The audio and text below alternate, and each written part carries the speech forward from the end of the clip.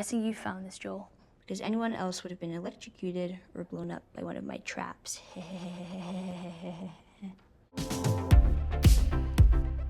Hey, welcome back to Screen Crush. I'm Ryan Airy, and this is all of the Easter eggs, references, and little things that you might have missed in episode 3 of The Last of Us long time. Now, a lot of you may be thinking that this episode didn't move the story forward very much because we spend most of the episode with 2 side characters who are already dead. But this episode was necessary for a few reasons. It perfectly encapsulated the theme of the series and serves as a microcosm for Joel and Ellie's journey. Now, do you say what now? Basically, this episode shows us what's really at stake for humanity. Are people just going to survive, or are they going to live for something? And it's everything that I want from an adaptation. When the series was announced, I thought that all they'd have to do for a show was to refilm the cutscenes into a movie because the story of the game is so good. Well, I was wrong. This episode shows the right way to adapt one medium into another. What do you mean? Well, okay, let me tell you what this Bill storyline is like in the game. For one thing, Bill has rigged up an entire town with traps, not just one street of a subdivision. Now, I think the show changed this for budget reasons, but also it made the story more personal. Bill is not interested in the town, he just wants his house and his own little fortress to protect. So in the game, Joel and Ellie try to avoid all the traps in town, and there's even a sequence where he hangs upside down from one of the traps and has to shoot the zombies to protect Ellie. It's a lot of fun. Then Bill saves his life and they go grab a car battery before the zombies can kill them. The key difference is here is that we never meet Frank. We hear about him. Once upon a time, I had somebody that I cared about. I wasn't the up, and I realized it's got to be just me. Hey, Bill's voice sounds familiar. Well, that's because he's voiced by W. Earl Brown, that's Dan from Deadwood. I don't get it, Woo. I am not as smart as Al. And when they do find Frank's body, it kind of seems like he's just like Bill's friend who did himself in. Reckon he didn't want to turn. Guess not. Though, in hindsight, there were hints that they were romantic. He's the only idiot that would wear a shirt like that. But we don't find out that Bill is gay until Ellie reveals the Playgirl magazine that she found in his house. How the hell would he even walk around with that thing? Get rid of that. And then the only hints we get about Bill and Frank's relationship was in a note that you find in that house. Well, Bill, I doubt you'd ever find this note because you were too scared to ever make it to this part of town, but if for some reason you did, I want you to know that I hated your guts. I grew tired of this shitty town and your set in your ways attitude. I wanted more from life than this, and you could never get that. Well, now Frank and Bill in the show do have a similar argument about Bill being afraid and paranoid and Frank wanting to do other things. But we are going to have friends. But in this episode, it leads to a better way of life for them. And that's really what this show is about, showing how Joel can finally move on from the death of Sarah and live his life to the fullest. Now, you can never set up these kind of emotional stakes in a video game, because nobody wants to play a game where you're an aging man dying of cancer. Well, unless it's Roy, A Life Well Lived. You beat cancer and then you went back to work at the carpet store? But in a TV show, you can pause to show how good things can be before things get very bad. And they are about to get very bad. You know, The Last of Us, at its heart, is a show about Joel overcoming trauma. And we identify with Joel because we've all experienced feelings of loss in our lives. Living with trauma or anxiety can affect your daily life, causing loss of sleep or depression, but therapy can help you get through your own trauma. I can't even explain to you guys how much of a positive effect that therapy has had on my life. I lost someone very close to me a few years ago and I was super depressed. I hated life, and therapy helped me get through that. And maybe there's something in your life that's interfering with your own happiness. You might want therapy, but you're not sure where to get started. And that is where BetterHelp comes in. They're the sponsor of this video. BetterHelp listens to your needs and helps match you with your own licensed therapist. Now, this is not a crisis line or self-help. It's professional therapy. See, I'm from a rural area where it's hard to find therapists. So BetterHelp is perfect, with more than 25,000 therapists in their network for a service that is available around the world. So to get started, you just answer a few questions about your needs and your therapy preferences. That way, BetterHelp can match you with a custom-picked therapist from their network. It's very accessible. You can log into your account at any time and send messages to your therapist. Plus, you can schedule weekly phone or video sessions so you don't have to sit in uncomfortable waiting rooms. But if your therapist isn't right for you, BetterHelp makes it easy to switch. BetterHelp wants you to start living a happier life today. It's more affordable than traditional offline therapy,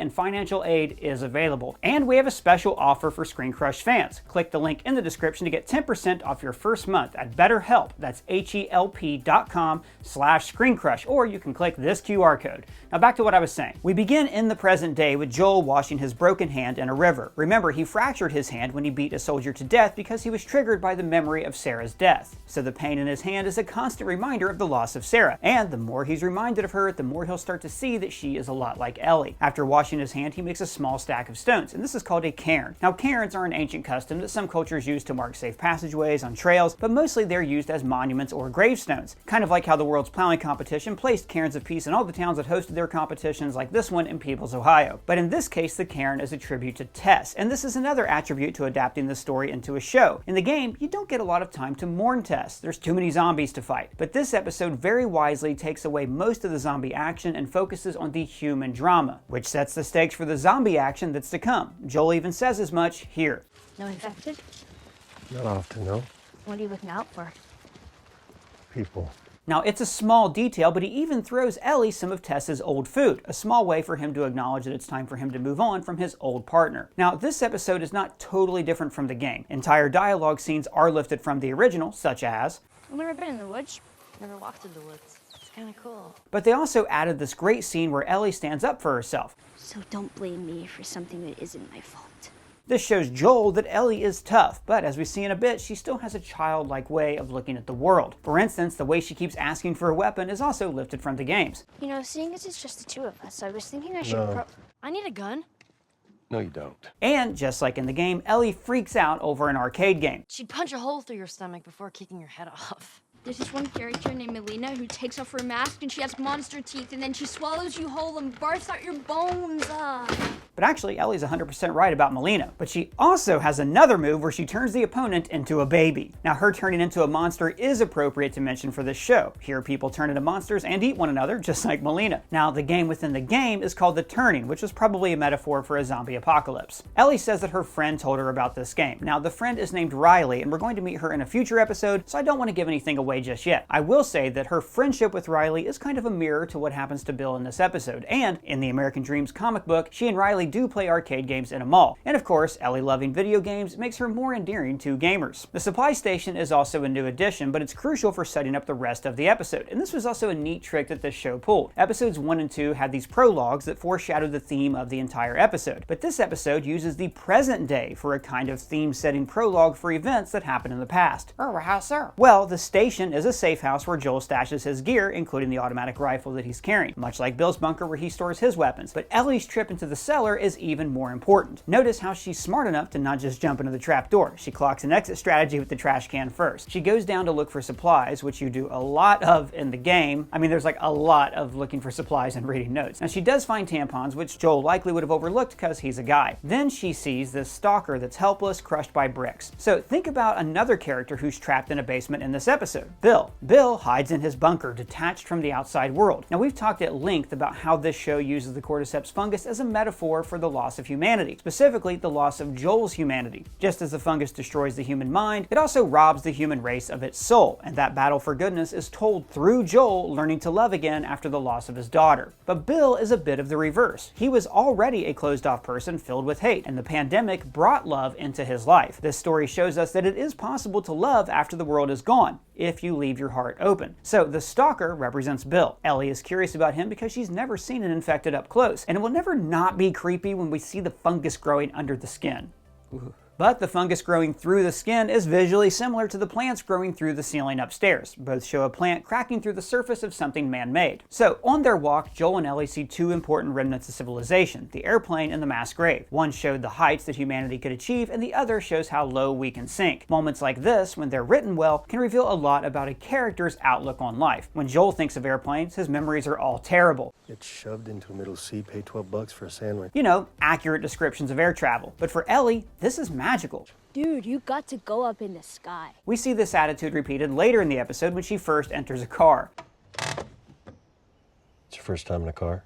It's like a spaceship. Now, it's notable that this is a change from the game. The show wanted this to be her first time in a car, I think because it's a fitting button to her fascination with the airplane. And with the airplane on her mind, she asks, So everything came crashing down in one day. and one theory she throws out Was it a monkey? I bet it was a monkey. is how the AIDS virus was developed, but it's also a nod to the movie Outbreak, where a monkey nearly ends the human race, and Cuba Gooding Jr. did this. Somehow Palpatine returned. Sorry, I meant this one.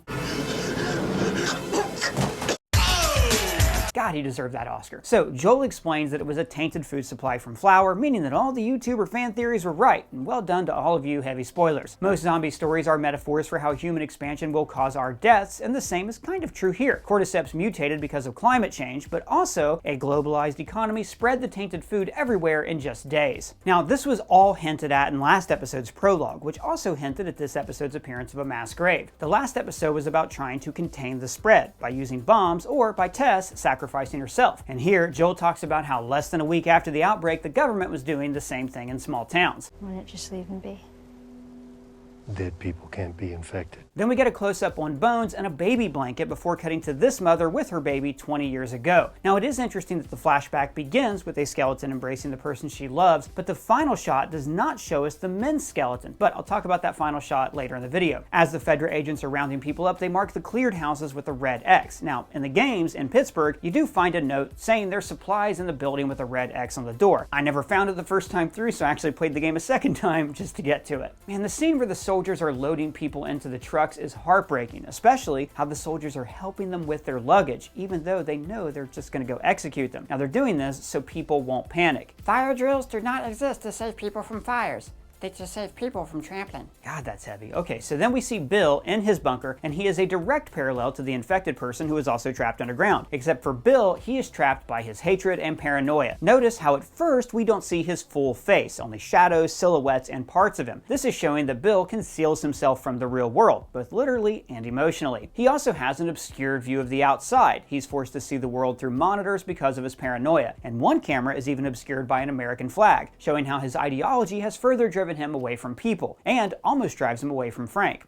Bill, if you say resource management, so help me, I will run through one of your tripwires. Now, I will say, though, that Bill was right about a lot of stuff, but it still meant that he was closed off emotionally. And notice how the soldier here says the basement was clear. But I thought Bill was in the basement. No, Bill created a bunker beneath his basement. Also a metaphor for how deep he has buried his heart and kept it from the outside world. So the hub of this cul-de-sac is a Civil War monument, appropriate since in the games the town is called Lincoln. Now this monument begins the episode with an evacuation order in front of it. And then later, Frank surrounds it with flowers, and eventually the flowers die out. And of course, the Civil War was a period when Americans were fighting Americans. So this monument is a metaphor for Bill's life. The world he lives in is filled with Americans fighting one another. But when Frank enters his life, that world becomes beautiful. But then, eventually, they pass away like the flowers. In Bill's basement, we see this issue of Guns and Ammo magazine, which was a real issue published in February 2003, so 7 months before Outbreak Day. Well done, art department. We also get a close-up of his sulfuric acid, foreshadowing that later Joel will be able to use this acid to make a car battery. And when he emerges from his house, Bill is wearing a gas mask. In the game, the fungus was spread through spores in the air, so like half the time you're walking around wearing a mask. Now the show did away with this, but maybe it's possible that there were rumors of spores in the beginning, or maybe Bill just wasn't messing around. And then we finally get to see Nick Offerman, who is perfect casting for this role. Offerman is most famous for playing Ron Swanson in the show Parks and Recreation. Now Swanson feels like a first cousin to Bill. Both men are conservatives, outdoorsmen, resourceful, and embrace solitude. In fact, the scene where Bill is at dinner and watches zombies die on TV seems lifted directly from Ron Swanson's birthday dinner when he eats a steak and watches Bridge over the River Kwai.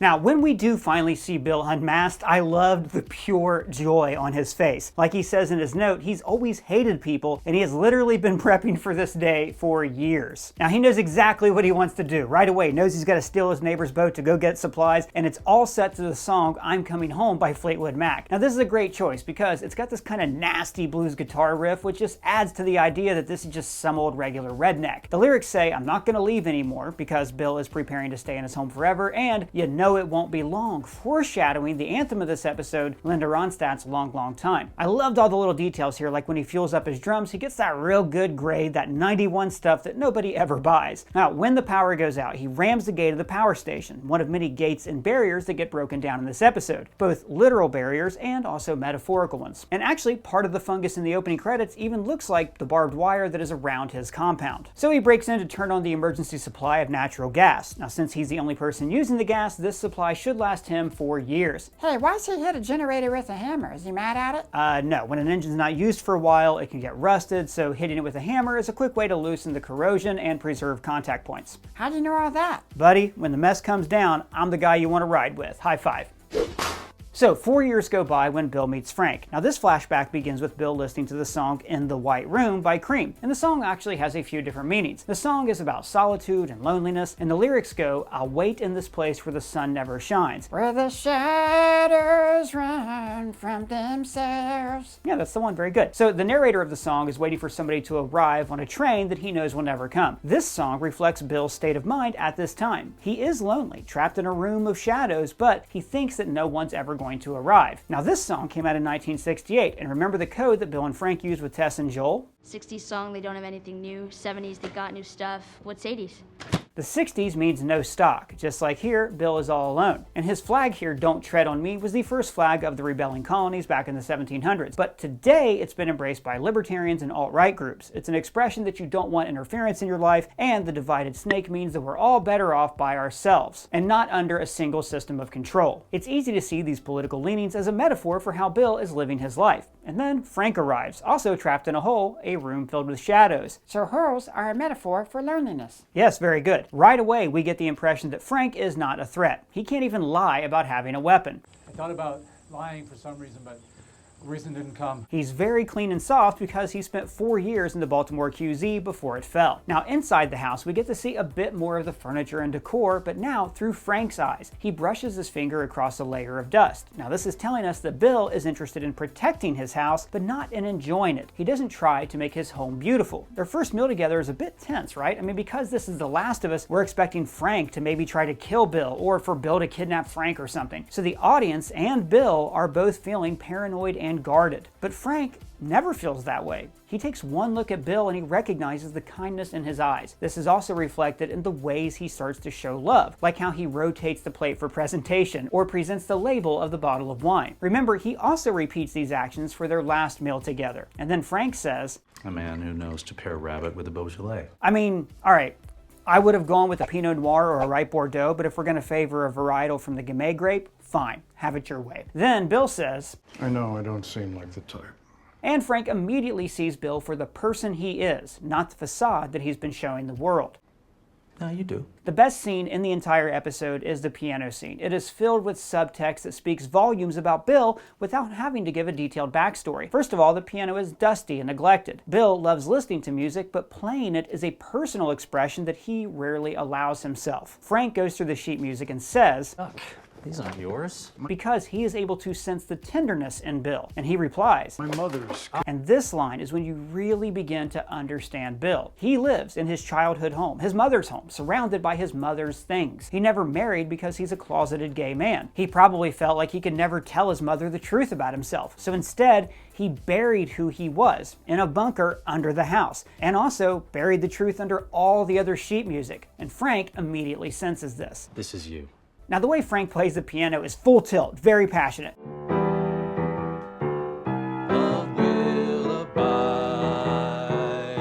But when Bill takes over for him, the song becomes deliberate and loaded with meaning. Love will abide. Okay, so this song is about a person who's had their heart broken, or in Bill's case, is longing for someone that he can never have. The singer acknowledges that people out in the world have told him how to deal with this pain, to take things in stride. Sounds like good advice.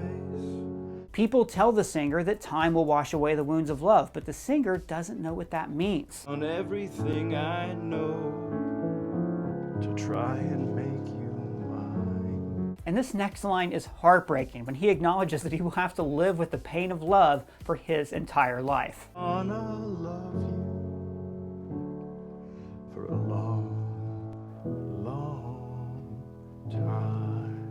Hey, when was that song released? 1970, and remember, the 70s were code for new stock coming in because now Frank is coming into Bill's life. Oh, that's so nice. I know, right? So after this, they share a kiss, which is actually a neat contrast to Tess kissing a zombie in the last episode. So on the show's official podcast, series co-creator Craig Mazin said, I love the way we did that because it's underscoring again the theme of love and the way love functions, because the fungus loves too. And also, when Frank tells Bill to go take a shower, it's an act of faith for Bill. We're still thinking that Frank might turn on him, and instead, they fall in love. So the dinner ends with them in bed, just like their last dinner will. And Frank takes his virginity, leading him into a new life, just as later on, he will lead him into death. Okay, so the next time jump is 3 years later. Oh, you! I loved their argument about how the government is evil. And the government are all Nazis. The government are all Nazis! Well, yeah, now, but not then. And just like in the note left in the game, Frank is challenging how Bill lives his life. Frank wants to make their house into a home, or more to the point, he wants to live instead of just to survive. Remember, this is how Bill defines himself. So what, you were a prepper or something? Survivalist. But Frank is telling him that survival is not enough. Paying attention to things. It's how we show love. And Frank also forces Bill to make friends. He met Tess over the radio, and actually she was probably using the same radio that we saw in episode 1. And now, holy crap, look how much younger Anna Torv looks in this episode. So like, I don't know if they like aged her up for the first 2 episodes, but already the aging effects on this show are just incredible. Nick Offerman and Murray Bartlett look a lot older on their final day. And it makes you think, why couldn't the X-Men movies at least attempt this? I mean, Magneto was in his 60s in Dark Phoenix and he still looked like Michael Fassbender. Anyways, there is a heartbreaking little moment here when we see how unwilling Joel is to open his heart to Tess. He can't even call her his girlfriend. If mine. He and Bill are so much alike. They're both protectors and they see the world practically. Joel points out weaknesses in his fence and offers him crucial supplies. Stuff we have in the QZ that you don't have here. Books, medicine. And that offer of medicine is actually foreshadowing the ending when Bill will use that medicine to euthanize both himself and Frank. And this Last you the rest of your life. Lives. is basically saying you might be okay with dying, but you're trying to keep Frank alive. Now, as they leave, Frank tells Tess his idea for the music code that we saw in episode 1. Also, it was kind of necessary for other people to show up and meet them, so we didn't think that Bill was just imagining Frank this entire time. Next, we get this very tender scene 10 years after the outbreak. Frank has traded one of Bill's guns for a packet of seeds. Which gun? A little one. In other words, he's given away an instrument of death in order to create new life. The two of them eat strawberries, and strawberries are usually a symbol of romance, passion, and love. But they're also a luxury fruit, something sweet that you normally wouldn't eat just to survive. This is the kind of beauty that Frank has brought into Bill's life. But also notice that the fence is piled up with cars. There is escalating danger in the outside world. Death will someday come for both of them. And the show performs a cunning misdirection to make us think that Frank is going to go first. I'm sorry. What? Getting older faster than you. I like you older. All of this leads into showing us what is at stake. Raiders attack the house. It is a great action scene that ends with what we think might be the death of Bill. His last words, "Call Joel," are because he knows that Frank can't protect himself. But Joel could be a substitute for Bill because they're the same kind of person. We can help each other and get that gun out of my face. And this is why this episode is in the middle of the series. It's drawing this parallel between Bill and Joel, showing how Joel is a protector who can defend Ellie. Similarly, Ellie can restore Joel's humanity. Heck, in the second game, he even sings to her like Bill sings to Frank. Our future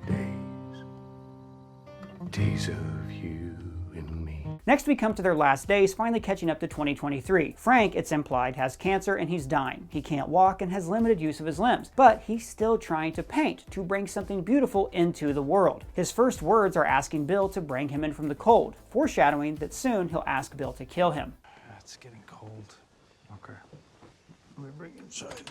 And we see that his quality of life has diminished. He has to drink from a plastic sippy cup. He can't even take himself to bed. Even the way Bill gives him pills is like he's speaking to a child. Orangey. A little whitey. Yeah. Big roundy. And by the way, man, Joel is going to want that bag back. I need the bag back. So the next day, his last day, he wants to live on his terms. He gets himself out of bed, then breaks the news to Bill. And notice here how much the place has changed. It's no longer Bill's mother's house. The walls are brighter. Frank's artwork covers the walls. There are flowers everywhere. Frank has brought beauty into Bill's world. Hey, and yeah, why'd they wait so long to get married? Well, Doug, I think it's because it was September 2003 when the outbreak happened. And until a court ruling in November 2003, gay marriage was illegal in Massachusetts. So it's not that these these two men wouldn't have wanted to get married, it's that they wouldn't have ever considered that they could. That's so nice. I know, and more importantly, that court case sparked a national conversation about same-sex marriage that ultimately led to the majority of Americans being in favor of it. All right, now back to the episode. Like I mentioned earlier, their last meal mirrors their first meal. He even cooks rabbit for him again. Bill says, "This isn't the tragic suicide at the end of the play." Which of course is a reference to Juliet's suicide at the end of Romeo and Juliet, "Happy dagger, this is thy sheath," etc. We all read it in high school. Bill makes it clear that, like Frank, he has lived a fulfilled life. "I'm old. I'm satisfied. And you were my purpose." You sure you're okay? I am, yeah. So let's talk about Joel and Ellie again. The plants haven't been cared for, so Joel knows that Frank is obviously gone, and that's why he shouts for Bill. We see Frank's last painting still unfinished, much like his life. And then Ellie finds a note to Joel, which made me laugh because in the Last of Us game, everybody's always like leaving behind notes for you to find and then piece together people's lives in the final day of the outbreak. That's why you always leave a note.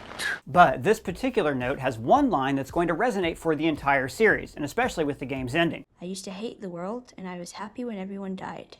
But I was wrong, because there was one person worth saving. Again, this is like Joel, and Ellie is his person worth saving. Hey, what was all that stuff in the fridge? That wasn't food for puppies. No, those were the components to build a new car battery. Basically, when a battery sits too long, it becomes corroded and the cells die out. But if you assemble the battery from scratch, it'll be fresh. You just have to charge it. Oh, interesting, thank you. You're welcome. Now, near the entrance of the house, there is another neat detail that shows how Frank influenced this home. There is a sign here that reads, "Come in the evening, come in the morning, come when expected, come without warning." It's a subtle way of showing how much of an influence Frank's warmth had on welcoming people to this home. Now, there's a few other bits of symbolism in the episode's closing minutes. Ellie tells Joel to take a shower, which is a parallel to Frank telling Bill to do the same thing. Ellie also plays around with the grandfather clock, breaking off a hand. Now, like I've talked about before, the first episode showed us a lot of clocks to indicate that time was running out. Clocks are also a symbol of human civilization. So Ellie breaking the clock is showing that now, in this house, time has stopped. Civilization is done and nature can take over. And then Joel basically commits to his mission to save Ellie, lifting dialogue straight from the game, like when he talks about his brother. And more importantly, he was a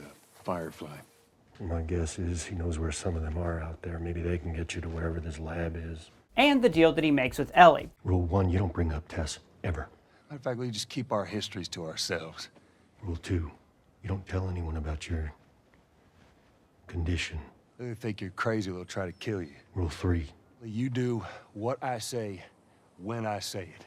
We clear? Also, Ellie's new shirt is the exact one that she wears in the game. So in the bunker, an 80s song is playing. Maybe Bill put that on because Frank was dying and he needed medicine. Now, the ending where they leave in the truck is very different from the game, where Bill and Joel have to fight off zombies so Ellie can pop the clutch. In the game, Ellie knows how to drive. I know how to pop a clutch. But in the show, she's like filled with wonderment when she enters the truck. It seems like the show is really playing up her childlike innocence, which... ooh, that's all I'm gonna say. So the truck is also basically the same Chevy S10 that we saw in the game. And the moment with the cassette tape is basically lifted from the game, except in the show, they play the same Linda Ronstadt song about longing that brought Bill and Frank together. So the final shot of the episode is the open window of the bedroom, and it is just perfect. First of all, it's thematically the opposite of how we first saw Bill, as a shadow person viewing the world through monitors. We don't see them in the bed, but their presence is felt. And the lyrics of the song, when Bill sang it, were filled with sadness. He was going to suffer through unrequited love for a long, long time. But here, the lyrics take on a different meaning. It makes their love seem eternal. Ultimately, we're sad about the ending, but we're happy that these two people could find love when they were surrounded by so much death. And just a reminder, everybody, check out our link in the description to go to BetterHelp. That's betterhelp.com/screencrush to find a therapist for yourself today. And we want to know what you guys think of all of this. Let us know in the comments below or at me on Twitter. And if it's your first time here, please subscribe, smash that bell for alerts. For Screen Crush, I'm Ryan Airy.